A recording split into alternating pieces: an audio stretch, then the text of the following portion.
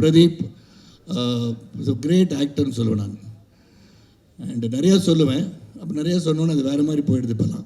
அதில் குறைவாக சொன்னால் கூட நிறைவாக சில சொல்ல விரும்புகிறேன். ஐ சீன் கண்டினியூஸாக வந்து கோமாளியில் இயக்குனராக சரி, தொடர்ந்து லவ் டுடே சரி, டிராகன் சரி, now in this film I see the acting prowess in Pradeep. It's not normal.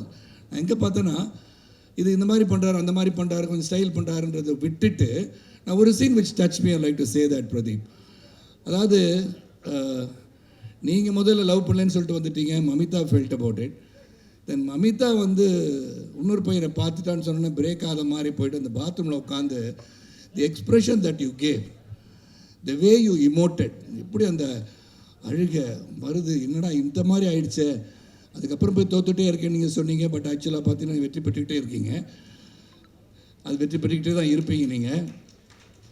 ஆனால் அந்த scene was very difficult scene for anybody. ஏன்னா அவ்வளோ இமோஷன் இருந்துச்சு அதில். how much கீர்த்தி பார்ட்டிசிபேட் எனக்கு தெரியாது. ஆனால் for an actor to feel that scene, உண்மையிலே ஒரு வேதனையை மனிதன் எப்படி வெளிப்படுத்துவான் என்பதை ரொம்ப தத்ரூபமாக அழகாக நீங்கள் சொன்னீங்க Pradeep. I really enjoy that part of it.